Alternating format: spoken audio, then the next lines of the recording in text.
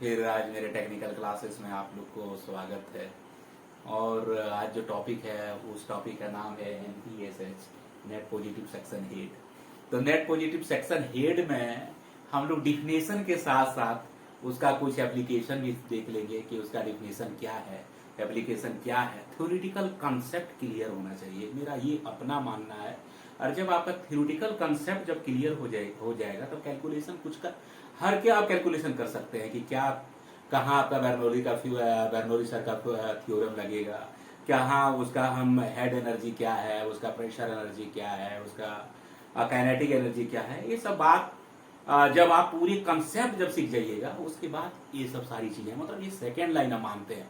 अब पता नहीं लोग क्या इसको सोचता है, लेकिन मैं इस चीज को सेकेंड लाइन समझता हूँ, सेकेंड स्टेप समझता हूँ। फर्स्ट स्टेप ये समझता हूँ कि थ्योरेटिकली कंसेप्ट क्या है, थ्योरेटिकली कंसेप्ट क्या होता है। एनपीएस का सभी लोग जानते हैं कि इसको हम लोग बोलते हैं नेट पॉजिटिव सक्शन हेड। लेकिन किसका नेट पॉजिटिव सक्शन हेड, किस चीज का? तो ये चीज हम आपको डिफिनेशन अपने शब्दों में, आपको शब्दों में हम बताना चाह रहे हैं। और जो मेरा एक्सपीरियंस है उसमें से मैं ज्यादा कर के मतलब मैं एक्सपेरिमेंटल ही बताऊंगा। और थ्योरेटिकल के साथ साथ एक्सपेरिमेंट कि कैसे क्या क्या होता है, चीजें रियल में क्या होता है। अगर ये पॉजिटिव ना होके अगर जीरो हो जाए या नेगेटिव हो जाए, या पॉजिटिव कहाँ तक कोई मतलब कहाँ जीरो हो तो नेगेटिव हो, तो नेगेटिव होगा तो क्या होगा, जीरो होगा तो क्या होगा, और पॉजिटिव है तो ठीक ही है।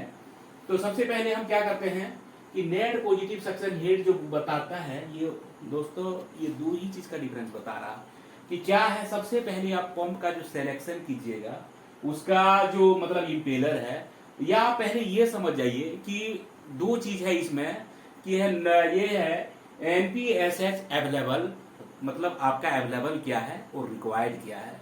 तो सबसे पहले मेरा अवेलेबल क्या है, अवेलेबल मीन्स क्या है कि आप कोई पंप को अगर सिलेक्शन करते हैं तो उसका सारा क्या मतलब आपके पास एबिलिटी, उसका साइड क्या है, आप कितना उसका सक्शन कितना रखना चाहते हैं, नेगेटिव सक्शन होगा, उसका लॉसेस क्या होगा, ये सब सारी चीजें हैं, उसको हम लोग अवेलेबल बोलते हैं। और जो हम मैन्युफैक्चरर जो बोलते हैं उसको हम लोग रिक्वायर्ड बोलते हैं। तो रिक्वायर्ड होता है मैन्युफैक्चरर, उसका रिक्वायर्ड बोलते हैं, और जो मेरी साइट पर रहता है उसको हम अवेलेबल बोलते हैं। और अगर सीधा सीधी बोलूं तो available always positive greater than zero, या बोलो तो ग्रेटर देन जीरो, मतलब कम से कम जीरो से तो बड़ा होना ही चाहिए, किससे, रिक्वायर्ड से।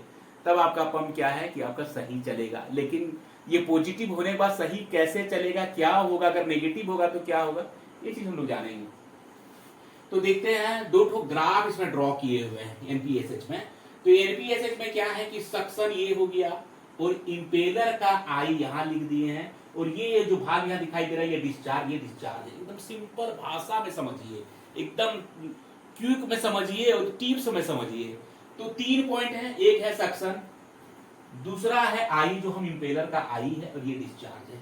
अब दोस्तों होता क्या है, और ये है क्या है, प्रेशर हेड, सक्शन प्रेशर है। तो हम इसको पॉजिटिव कैसे रखेंगे? तो होता क्या है कि सेंट्रीफ्यूगल फोर्स जो होता है जब इंपेलर हाई वेलोसिटी के साथ घूमता है मेरे भाई, तो क्या होता है, आई के पास जो है minimum force, minimum pressure generate हो जाता है, मैक्सिमम वेलोसिटी मिनिमम प्रेशर। तो आखिर मिनिमम प्रेशर कितना प्रेशर, ये नहीं कि हमारे प्रेशर जो है एक जो एटमॉस्फेरिक प्रेशर है उससे डाउन नहीं, एटमॉस्फेरिक प्रेशर से नीचे नहीं करना। मतलब एटमॉस्फेरिक प्रेशर कितना है, 1 मान लेते हैं, और 1 है भी। तो अगर सपोज दैट एटमॉस्फेरिक प्रेशर मेरा 1 है, तो हमको इंपेलर को इस रनिंग में घुमाना है, इंपेलर को इस तरह से डिजाइन हमको करवाना है या करना है, ताकि क्या हो कि एक से कम ना हो, कम लेकिन एक से कम ना हो जाए, मतलब जीरो के आसपास ना हो जाए। और क्यों ऐसा बोल रहा हूं कि आपका जो इंपेलर जो है, जो आई के पास जो है उसका प्रेशर 1 से कम क्यों ना हो जाए, जीरो क्यों ना हो जाए, उसके पीछे क्या कारण है, जरा ये भी हम लोग देख लेंगे। तो होता क्या है कि जो एक वर्ड आता है उसमें से वेपर प्रेशर। अब वेपर प्रेशर क्या है?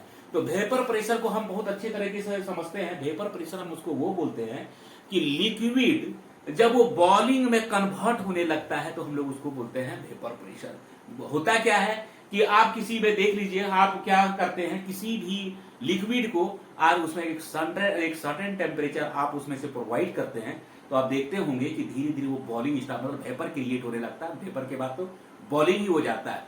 तो क्या होता है कि हमको क्या करना है, तो क्या होता है कि आप किसी भी लिक्विड का एक टेम्परेचर को मेंटेन अगर करते हैं, और मेंटेन आपको करना ही पड़ेगा, तब क्या है, तब वो आपको वेपर प्रेशर में जनरेट नहीं होगा, वेपर प्रेशर उसका जनरेट नहीं होगा। लेकिन वेपर प्रेशर होता ही है। आप कोई भी लिक्विड 40 डिग्री या 30 डिग्री 35 डिग्री में आप उठाते हैं तो उसका कुछ ना कुछ अपना वेपर प्रेशर है। तो वेपर प्रेशर हो जाने से आपका क्या प्रॉब्लम होगा, तो हम क्या करते हैं, जब हम इंपेलर जब मेरा घूमता है, इंपेलर जब हम घुमाते हैं, तो क्या है कि हमको उसमें से क्या है, एक नेगेटिव हमको जनरेट करना है। मतलब नेगेटिव क्या, एक से कम हमको मिनिमम प्रेशर हमको वहां जनरेट करना है, एक वैक्यूम क्रिएट करवाना, ताकि क्या होगा कि पंप जो है, पंप क्या करेगा कि लिक्विड क्या करेगा, ऊपर उठ जाएगा आई के पास, है ना। तो हमको अब देखना है कि कितना हम इस इंपेलर आई जो है कितना कम प्रेशर कर दूं ताकि वेपर वहां जनरेट नहीं होगा। अगर हम उस वेपर जो जनरेट होने से थोड़ा अगर ऊपर रखेंगे तो क्या होगा कि हमको जो है इसका इंपेलर से जो मेरा जो डिस्चार्ज होगा लिक्विड, वो इफिशिएंसी उसका अच्छा रहेगा, डिस्चार्ज उसका सही रहेगा। अगर वेपर प्रेशर के बराबर हो जाए या वेपर प्रेशर से नीचे चले जाए तो आपका पंप क्या होगा कि आपका फुल इफिशिएंसी में ये काम नहीं करेगा। और क्या होगा कि कैविटेशन जनरेट होगा, कैविएशन जिसको बोलते हैं। तो होता क्या है कि आप जब लिक्विड जब सक करता है, तो लिक्विड जब सक करने पर क्या होता है, अगर हम फिर वही इंपेलर को क्या करते हैं कि हम एक बार प्रेशर से कितना कम ले जाते हैं।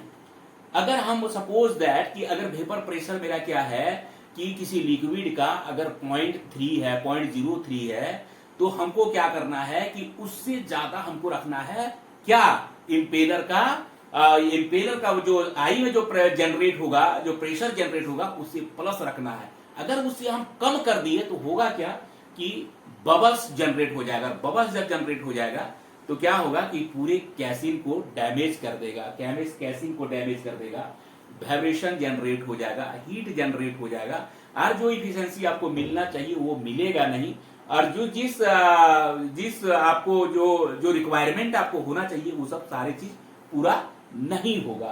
तो देख लीजिए हम लोग क्या किए हैं, एक्स एक्सिस वाई एक्सिस है, तो ये क्या क्या है, ये सक्शन प्रेशर है। मान लिया सक्शन प्रेशर आपका यहाँ है, अगर सक्शन प्रेशर आपका 1 बार में है, 1 बार है सक्शन प्रेशर, सपोज दैट, है ना, 1 बार सक्शन प्रेशर है, तो अगर बबल प्रेशर हमको 1 बार से क्या हो गया, बबल प्रेशर मेरा मान 0.5 बार है, बबल प्रेशर, बबल जब जनरेट होगा 0.5 बार से अगर थोड़ा सा उसका टच भी कर देंगे तो वहां से क्या होगा, बबल जनरेशन स्टार्ट हो जाएगा।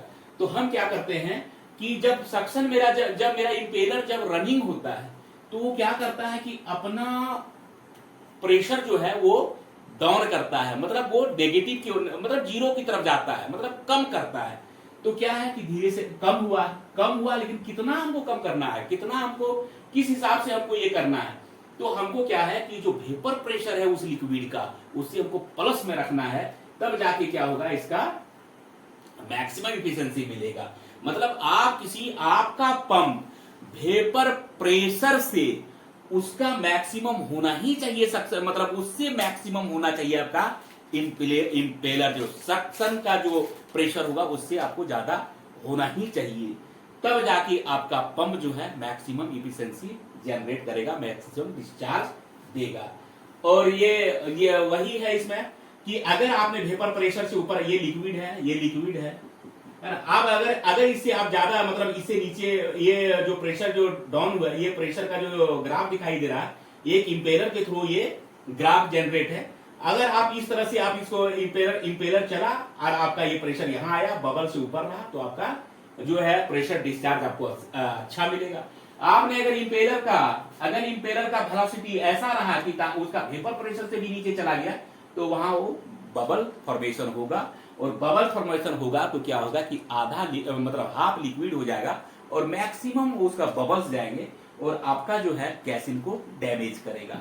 तो हम क्या करते हैं, हम क्या बोलते हैं, ये है कि जो सक्शन प्रेशर है वो हमेशा किसी वेपर प्रेशर से आपको बड़ा होना चाहिए, तब जाके आपका पंप फुल इफिशिएंसी में काम करेगा।